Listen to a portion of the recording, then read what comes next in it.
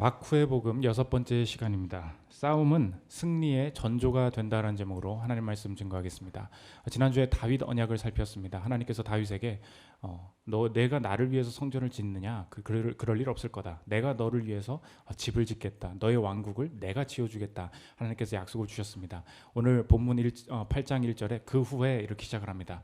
그 언약 이후에 무엇이 벌어졌느냐? 그 언약대로 다윗이 어디를 가든지 승리하게 되었다는 것입니다. 오늘 핵심은 다윗이 승리했다. 다윗이 어디를 가든지 그 언약에 따라다니면서 승리를 주셨다. 이 내용입니다.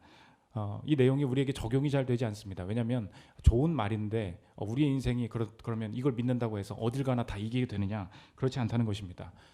한 주간 계속 졌지 않습니까? 성적으로 치고 건강으로 치고 성과로 치고 여러 가지로 다 지잖아요.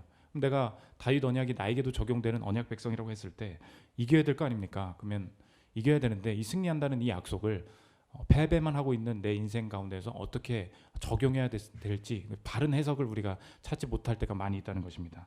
이 다윗이 어딜 가나 이겼다. 이것이 우리 인생에 어떻게 적용될 수 있는지 이 다윗 언약을 우리에게 적용하는 방식을 살피는 시간 갖도록 하겠습니다. 세 가지로 나눠 살피겠습니다. 첫째로 승리의 방식, 둘째로 승리 뒤의 은혜, 셋째로 승리의 아름다움 차례로 살피겠습니다. 첫째로 살필 것은 승리의 방식입니다. 사무엘하 8장은 다윗이 하나님께 언약을 받은 이후에 어디를 가든지 그 언약대로 이기게 되었다 이야기를 합니다. 그런데 모든 승리의 이야기가 이 핵심이 뭐냐? 어디를 가든지 이기게 되었다는 거예요. 1절, 2절, 6절 보십시오. 그 후에 다윗이 블레셋 사람들을 쳐서 항복을 받고 블레셋 사람들의 손에서 메대간마를 빼앗으니라. 또 다윗이 또 모압을 쳐서 그들로 땅에 엎드리게 하고 모압 사람들이 다윗의 종들이 되어 조공을 드리니라. 6절을 보십시오. 다윗이 어디로 가든지 여호와께서 이기게 하시니라. 말씀을 받아들이는 우리 신자들 입장에서는 어려움이 많다는 것입니다. 어디를 가든지 못 이기잖아요. 한 주 동안 어디 가셨습니까? 지다 왔지 PT 경쟁 입찰 넣었는데 내 거는 떨어지고 그렇지 않습니까? 승진 대상자 중에 내 이름은 없고 이렇게 주재원 보내준다는데 내 이름은 아무리 찾아봐도 없어. 내가 눈이 안 좋은가? 아니야, 눈 너무 좋아. 나만 내 이름만 없고 이런 게 많이 있지 않습니까? 이 약속을 어떻게 바라보아야 되는가? 하나님께서 우리에게 명하신 대로 우리가 실행하면 분명히 승리가 온다. 이거 말씀에 있는 거예요. 맞아요. 그런데 다윗이 어떻게 승리했는가? 이 승리의 요약이잖아요. 이 승리가 우리의 삶에 펼쳐지는 그 방식을 봐야 되는데 오늘 계속해서 반복되는 이 두 단어가 있습니다. 그게 뭐냐? 하나는 쳤다. 또 하나는 빼앗았다. 1절부터 8절까지 쭉 한번 보십시오. 다윗이 블레셋 사람들을 쳐서 항복을 받고 블레셋 사람들 손에서 메대간매를 빼앗으니라. 2절 보십시오. 또 다윗이 모압을 쳐서 3절, 다윗이 그를 쳐서 5절, 아람 사람 22,000명을 죽이고 쳐서 똑같은 말이에요. 7절, 금방패를 빼앗아 예루살렘으로 가라고. 8절, 매우 많은 옷을 빼앗으니라. 쳤다 빼앗았다. 이거 스트라이크 했다. 테이크 빼앗았다. 그러니까 다윗이 약속을 받았어요. 근데 이 약속을 실제로 누리는 방식은 무엇이었냐? 그 약속이 실제로 성취되는 방식은 무엇이었냐?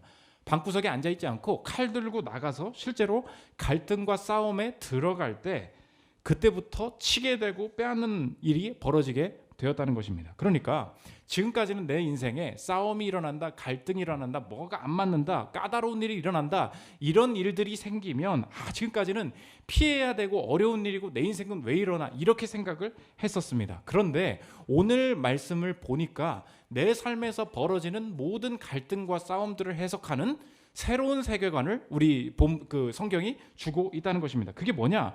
이 언약 백성에게 주시는 앞으로 삶에 생기는 모든 갈등과 싸움은 무조건 새로운 승리하게 되는, 치고 빼앗게 되는 그 약속의 과정이 된다는 것입니다. 그러므로 우리의 삶의 모든 갈등과 싸움을 바라보는 새로운 관점을 정리하면 오늘 제목과 같다는 것입니다.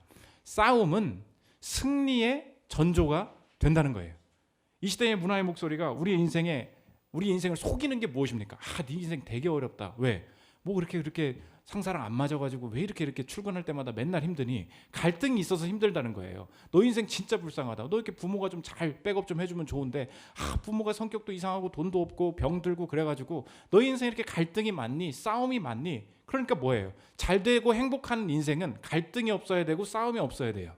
이게 이 시대의 문화의 목소리예요. 그러다 보니까 내 인생에 하나님을 믿었음에도 불구하고 갈등이 일어나요. 하나님을 믿었음에도 불구하고 가정에서 싸움이 일어나요. 그러면 불행하다. 내 인생은 하나님이 함께 하시지 않는가 보다. 이렇게 생각을 한다는 것입니다. 근데 오늘 성경은 뭐래요? 다윗의 언약이 실행되는 모든 방식에, 모든 구절에 뭐가 포함되어 있었습니까? 쳤다 빼앗았다. strike and take, strike and take. 들이받고 테이크하고, 들이받고 테이크하고, 들이받고가 아니고 들이받고, 들이받고 테이크하고. 이 방식이라는 거예요. 그럼 우리의 인생이 지금 언약이 성취되는 과정이지 않습니까? 그럼 우리도 뭐라는 거예요? 한 주간 뭐가 나타납니까? 갈등이 있을 거라는 거예요. 스트라이크가 나타날 거라는, 어떤 놈이 나한테 들이받을 거라는 거예요. 그런데 그때마다 확신해야 될 게 뭐냐? take. 그것을 통해 성취하게 될 것이다. 확신해야 된다는 것입니다. 여러분이 잘 아는 CCM 가수 중에, 가수 그룹 중에 His Will이라고 있지 않습니까? 뭐 광야를 지나며 주님만 내 도움이 되시고, 그거 뭐 그다음에 믿음이 없이는, 이거 장진숙 자매님이라고 다 작사 작곡해가지고 이 그룹의 디렉터로 활동하고 있는 분입니다. 이분이 자기가 음악을 잘하니까 음악 잘하려고 이제 하다가 돈이 없어가지고 뭐 이렇게 피아노 좀 중고나라에서 사야지. 그래서 피아노를 사다가 결혼을 하게 돼요. 피아노를 가져온 그 남자가 저희 집까지 데려다 드릴게요 해가지고 감사합니다. 집에 이렇게 건반을 갖다 준 거죠. 근데 너무 좋은 분이라서 갑자기 중고나라 거래를 당근 이제 끝나면 가야 되는데 집에서 과일까지 먹었다는 거예요. 한 2-3시간 같이 과일을 먹고 그러다가 너무 잘 맞고 신앙도 있고 그래서 결혼까지 됐다는 것입니다. 야, 하나님이 내가 중고나라를 통해서 건반만 주시지 않고 새 상품 남편도 내게 주시는구나. 여러분께서 오늘 결혼 못하시면 오늘 당근마켓을 키세요. 피아노 삽니다 이렇게 하면 결혼 될지도 몰라. 근데 만남은 정말 영화 같은 일이었지만 내 인생의 이 결혼은 현실이었다는 거예요. 남편이 너무 나랑 달라서 하나님 잘 믿는 줄 알고 결혼을 했는데 신앙의 색깔이 너무 다른 거죠. 자기는 신앙의 그 훈련이 잘 돼 있어가지고 예배 철저히 지키고 뭐 지각하지 않고 가고 이런 게 너무 잘 되는 거예요. 근데 남편은 주일 예배만 간신 드리는 사람인데 주일 예배도 가기 싫어가지고 늦잠 자고 맨날 30분 늦게 40분 늦게 그 사람 기다리다가 오니까 예배를 준비하고 시작을 해야 되는데 지금 오는 거예요. 지금 뭐 30-40분 때 이렇게 와요. 그러니까 너무 화가 나는 것입니다. 지금 오신 분들 비판하는 게 절대 아니에요. 지금 방금 들어오신 분 있어가지고 근데 너무 화가 나니까 당신 너 잘못된 거 아냐고 안다고. 그러니까 너무 힘든 거죠, 싸움. 근데 또 지각하고 그러다가 어느 날은 거의 예배 끝날 때쯤 온 거예요. 너무 화가 나가지고 주차를 하는데 확 R을 넣고 후진으로 미는데 너무 화가 난 나머지 엑셀을 너무 세게 밟아가지고 박아버린 거예요. 하나님 진짜 이 꼴이 뭡니까? 내가 너무 힘듭니다. 그런데 하나님이 이 남편과의 싸움에서 새로운 마음을 주시더라는 것입니다. 그분 이제 에세이 믿음이 없이는 나오는 얘기인데 들어보십시오. 주님, 결혼하고 나서 예배 한번 제대로 드리기가 왜 이렇게 힘들까요?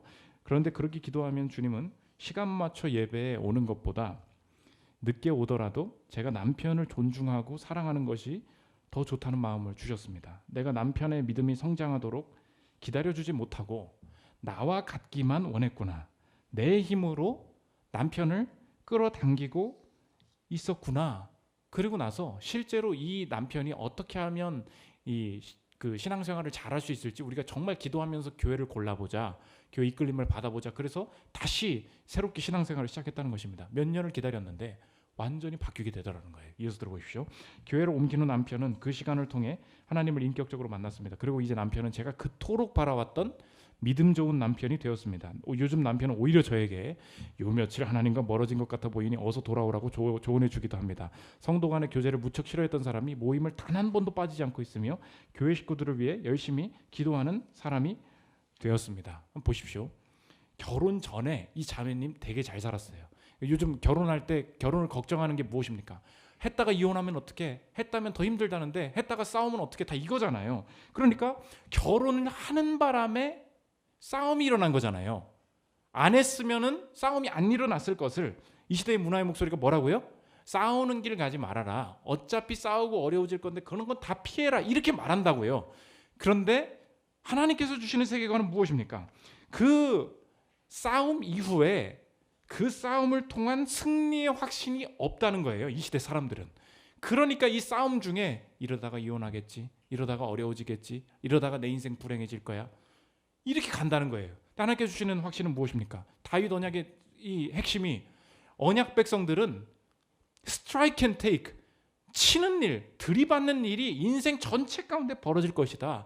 그런데 그때마다 확신할 수 있는 건 뭐냐? 하나님이 주신 싸움이기 때문에 하나님의 뜻대로 행하면 이 싸움을 통하여서 take, 승리가 있게 될 것이다. 이 말이라는 것입니다. 이제 사람들이 이제 좀 이거 절대 이 말을 오해하면 안 되는 게, 아 목사님 그렇군요. 남편과 다이다이 뜨면 되는 거군요. 이렇게 해석하면 절대 안 돼요. 싸우라고 했으니까 막 이제 싸운다고, 이게 아니고 오늘 이 히즈윌의 장윤숙 자매님 뭐 어떻게 했어요? 하나님의 방식대로.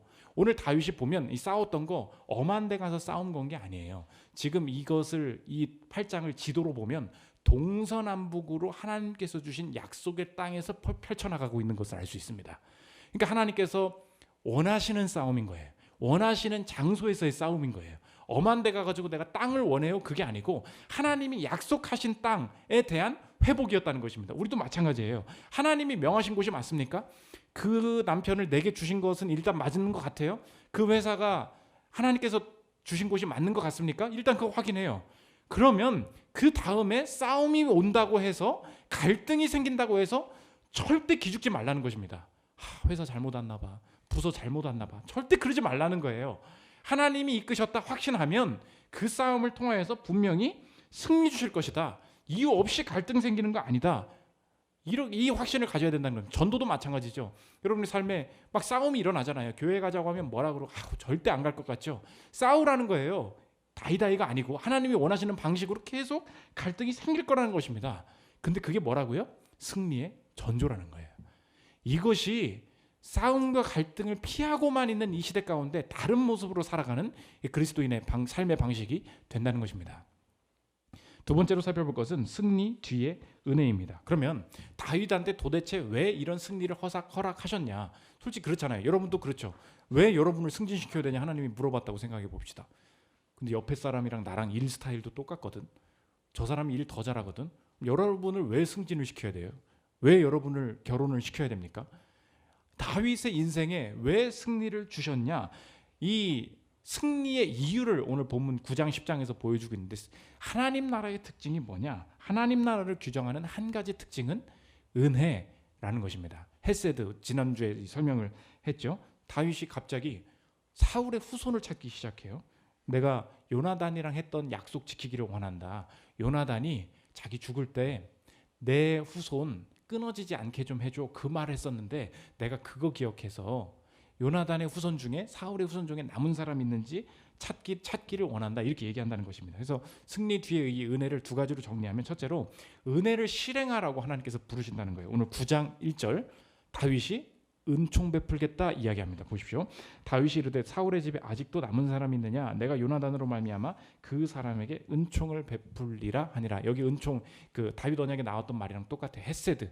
내가 은총을 베풀겠다. 왜냐하면 요나단이랑 약속한, 하나님이 내게 약속을 지키신 그 방식대로 나도 하나님께서 내가 왜 승리하게 하셨는지 내가 안다는 거예요.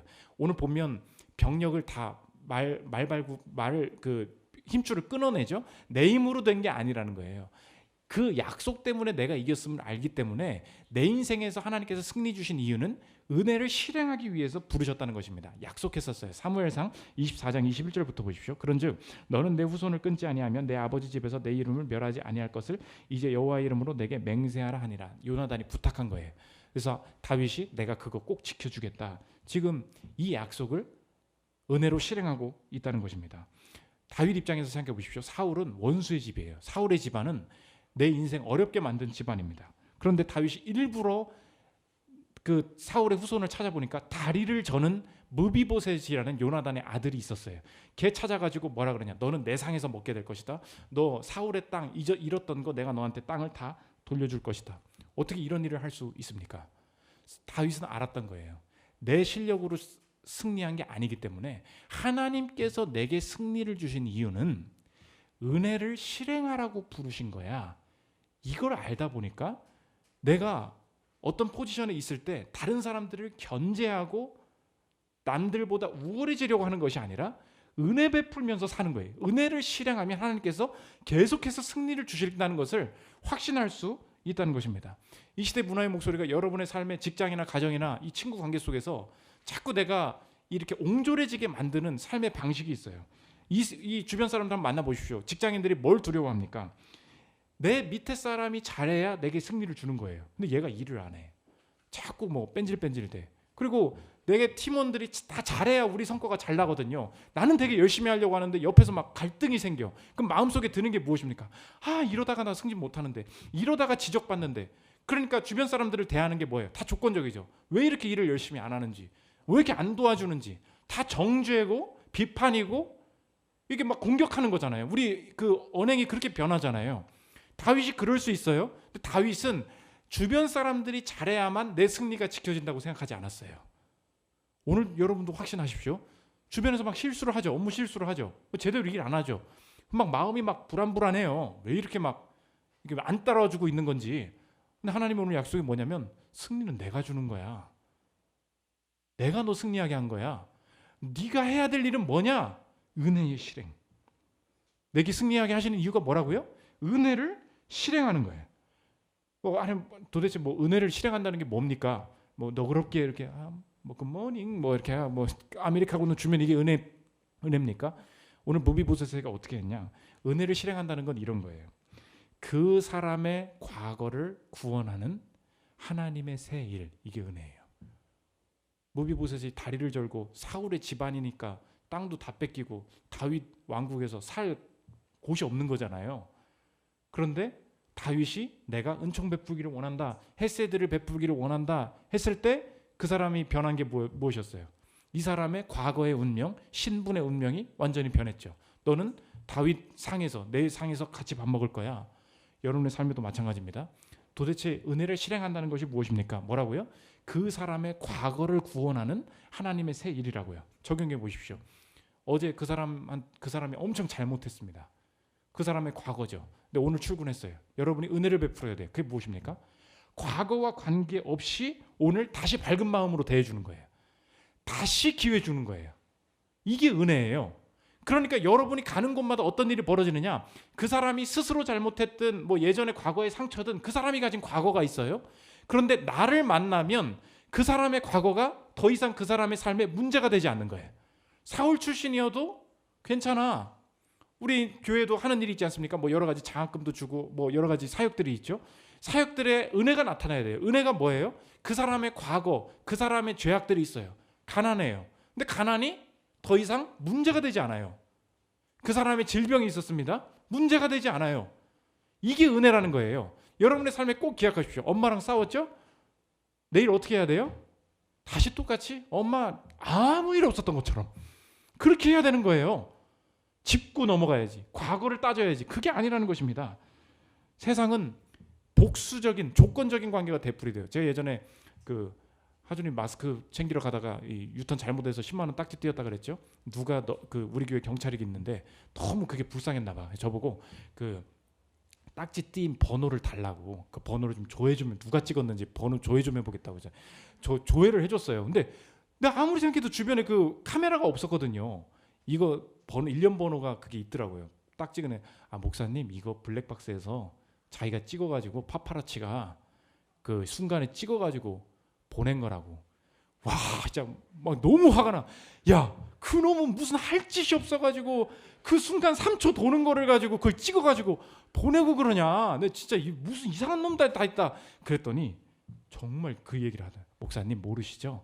파파라치들은요, 뭐 거의 대부분이 자기가 걸렸던 사람들입니다. 완전히 이해가 됐어요. 이 세상이 온통 복수의 세계구나. 지가 찍혀놓고 10만 원 받아 보니까 분해가지고 잠이 안 오는 거예요. 그래서 하는 짓이 뭐예요? 너도 당해봐라. 그래서 내가 카메라 들고 다니려고. 여러분 보십시오. 이게 지금 단순한 얘기잖아요. 여러분의 인생에 적용해봐요. 다 그래요. 상사한테 뭐 해코지 당하잖아요. 똑같이 그 말 나오고요. 아버지가 개 패듯이 패서 자란 사람 있잖아요. 그 분노 그대로 다 나와요. 여러분 아닙니까? 파파라치들 욕할 상황이 아니라니까요. 내가 살아온 과거가 있어요. 그런데 그 과거 그대로 나온다고요. 그러니까 이 세상이 지금 차고 있는 게 뭐예요? 복수의 실행이죠. 조건의 실행이죠. 네가 해줘야만 나도 매너 좋게 대할 거고. 근데 하나님께서 뭐라고 하시냐? 너의 승리는 그 남편, 그 아내, 그 직원, 그 상사한테 달려 있는 게 아니라, 네가 그러니까 지금 인생이 불안한 거잖아. 지금 그 얘기예요. 바꿀 수 없는 마음을 바꿔보려고 하니까 왜 저 사람은 일을 안 하는지, 왜 저 사람은 나한테 욕을 하는지, 왜 저 사람은 예배 시간에 지각을 하는지 내가 바꿀 수 없는 일이잖아요. 바꿀 수 없는 일이 내 인생을 이끌고 가고 있다고 생각하니까 약속 안에 있으면서도 지금 확신이 없는 거 아니니? 너의 사명은 뭐냐? 그 사람 고치는 게 아니야. 은혜의 실행이지.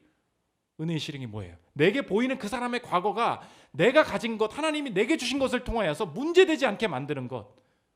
그런 언행, 그런 실행이 있을 때 승리가 있을 것이다. 이게 여러분의 사명이라는 것입니다. 은혜는 기분 좋을 때 베푸는 게 아니에요. 은혜는 사명이고 명령이에요. 이게 신자들의 차이입니다. 여러분 그냥 시간 나면 아메리카노 쏘죠. 기분 좋을 때만 잘해주죠. 하나님 뭐라 그러시냐? 은혜가 사명이라니까. 이게 여러분이 승진해야 되는 이유예요. 두 번째, 은혜의 반응입니다. 그러면 10장으로 넘어가면 오늘 9장, 10장 다 떨어져 있는 것처럼 보이거든요. 근데 굉장히 연결돼 있어요. 10장에 그러면 모든 사람들이 다윗이 은혜를 베풀 때 그렇게 똑같이 반응하느냐? 아니라는 거예요. 9장 1절에 다윗이 내가 은혜 베풀기를 원한다. 그러면서 무비보셋이 감사하다 그래요. 근데 10장에 딱 넘어갔는데 그 은혜가 확장이 됩니다. 내가 암몬 사람에게도 은혜 베풀기를 원한다. 10장 1절이 똑같이 나와요. 10장 1절 보십시오. 그 후에 암몬 자손의 왕이 죽고 그의 아들 한운이 대신하여 왕이 되니 다윗이 이르되 내가 나하스의 아들 한운에게 은총을 베풀되. 여기도 헤세드. 그러니까 9장에도 헤세드 주기를 원한다. 10장에도 헤세드 주기를 원한다. 그랬더니 암몬 자손 사람들이 뭐냐? 다윗 저거 지금 꼼수 쓰고 있는 거예요. 지금 와가지고 염탐하고 우리 무너뜨리려고. 3절 보십시오. 암몬 자손의 관리들이 그들의 주 한운에게 말하되 왕은 다윗이 조객을 당신에게 보낸 것이 왕의 아버지를 공경함인 줄로 여기시나이까 다윗이 그의 신하들을 당신에게 보내 이 성을 엿보고 탐지하여 함락시키고자 함이 아니니까. 저거 은혜 아니에요. 괴롭히는 거지. 그래가지고 온 신하들을 갖다가 그때 수염 기르고 있었거든요. 수염 다 태워버리고 망신 주고 보내버려. 이게 은혜에 대한 반응이라는 거예요. 오늘 알 수 있는 것이 무엇입니까? 모든 사람이 하나님의 은혜를 은혜로 받아들이는가? 절대 그렇지 않다는 거예요. 여러분이 하나님 안에 서 있는가, 언약 백성인가를 가름짓는 유일한 길은 이거밖에 없다는 것입니다. 은혜에 대해서 어떻게 반응하는가? 도대체 내 삶이 은혜로 느껴지지가 않아요. 내가 마음이 굳어 있어요. 그럼 내가 사무엘하 10장이라는 거예요. 암몬 사람이랑 똑같네. 하나님이 나를 함락시키려는 거 아니에요? 하나님 나를 무너뜨리시려는 거 아니에요? 이거예요. 근데 어느 순간 내 인생이 어떻게 변하냐? 무비보셋이 다리를 절는데 너는 내 상에 있을 거야. 앞으로 나아가잖아요. 내가 은혜 받기를 원합니다. 그럼 다 찾을 수 있다는 것입니다. 이걸 교리적으로 뭐라 그러냐? 불가항력적 은혜, irresistible grace. 하나님이 변화시켜 주시지 않으면 이 마음이 절대 변화될 수 없는데, 하나님이 택하신 자, 하나님이 은혜 베풀기시기로 한 자, 너무 굳은 마음이 있어도 irresistible, 분명히 하나님께서 돌이키게 하신다는 것입니다. 플래너리 오코너라는 기독교 카톨릭 쪽에 계신 분인데 기독교 소설을 많이 쓰신 분이 계십니다. 현명한 피라고, 와이즈 블러드, 죽기 전에 읽어야 될 1000개의 소설, 1000개를 과연 읽을 수 있을지 모르겠는데 1000개의 소설 중에 하나인데 소설이 좀 쉽진 않아요. 헤이즐 모츠라는 주인공이 나옵니다. 이분이 할아버지가 목사인데 목사 지긋지긋해가지고 나는 그런 거 너무 싫다. 자꾸 죄가 회개하라고 그러고 죄라는 말이 너무 듣기 싫다. 그래서 자기는 죄가 없는 교회, 그리스도가 없는 교회, 죄사함이 필요 없는 교회를 내가 만들겠다. 그러면서 이제 어머님한테 이제 사람들한테 반항하기 시작하는 거예요. 반항심을 드러냅니다. 엄마가 예수님을 소개하니까 퉁명스럽게 대답해요. 들어보십시오. 예수님은 너를 구원하기 위해 돌아가셨어. 엄마 그러니까 대답해요. 난 부탁한 적 없는데. 여러분 마음이랑 똑같죠? 서우가 웃고 있는데, 난 부탁한 적 없는데. 그가 중얼거렸다. 그의 마음속에는 깊고 검은 침묵의 확신이 이미 자리 잡고 있었다. 예수를 피하는 길은 죄를 피하는 것임을 말이다. The way to avoid Jesus. 예수님을 피하기 위해서 뭘 피한대요? To avoid sin. 나는 일부러 죄 안 짓는 거야. 더 잘하는 거야. 죄가 없다고 얘기하는 거야. 왜냐? 내가 깨끗하면 예수님 없어도 되거든. 나는 깨끗해요.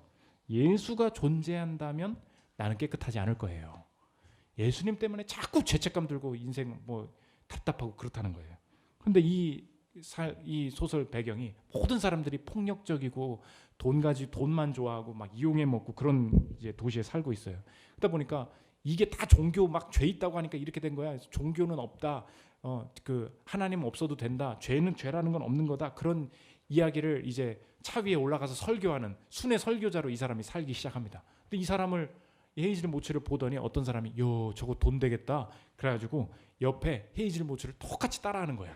그랬더니 사람들이 헌금을 어디다 하냐? 이 헤이즐 모츠한테 안 하고 이 사람한테 가가지고 막 헌금을 하기 시작하는 거예요. 자기가 이걸로 먹고 살려고 했는데 나를 따라하는 애가 와가지고 예수는 없습니다. 그리스도가 없는 교회를 만들겠습니다. 나한테 오십시오 했더니 이 사람이 돈을 막 헌금을 막 벌고 막 돈을 벌기 시작하는 거야. 화가 나가지고 차로 쳐서 죽여버려요. 그런데 죽이고 나서 돌아오면서 갑자기 자기가 고행을 시작해. 옆에 있는 사람이 왜 갑자기 그렇게 사세요? 신발에 돌 넣고 다니고 막 그래요. 왜 그러세요? 분명히 오늘 나는 깨끗해요 그랬거든요. 이 사람의 마음이 바뀝니다. 들어보십시오. 모츠 씨, 왜 이런 짓을 해요? 잔혹한 소설 이야기에나 등장하는 것 같아요. 사람들은 이제 이런 짓 안 해요. 거룩한 성인이 된다든지 고양이를 벽 속에 가둔다든지 하는 건 말이에요. 그렇게 할 이유가 없어요. 이제 사람들이 그런 짓 안 한다고요. 모츠 씨는 왜 이런 짓을 하는 거예요? 대답이 바뀌어요. 내가 깨끗하지 않아서요. 이 한 사람이 나는 깨끗해요라고 할 때 마지막에 이 소설의 마지막에 이 사람이 나는 깨끗하지 않아서요. 이 소설의 제목이 무엇입니까? Wise blood. 현명한 피. 뭐가 현명한 거라는 것입니까? 예수의 피만이. 이 사람의 마음이 결국 깨지더라는 거예요.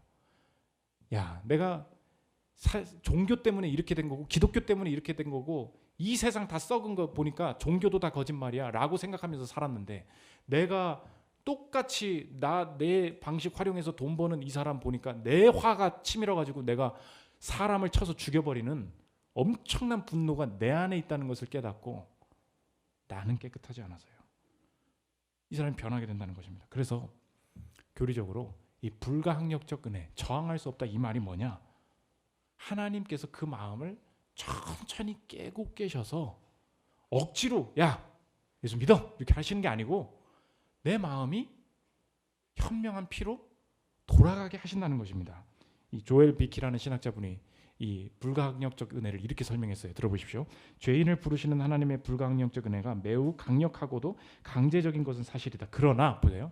그것은 죄인이 기쁘고 즐겁게 그리스도께 나아오도록 그의 의지를 새롭게 하는 방식으로 역사한다. 성령께서는 우리가 그리스도와 복음을 열망하게 될 때까지 우리의 반대를 깨뜨리신다.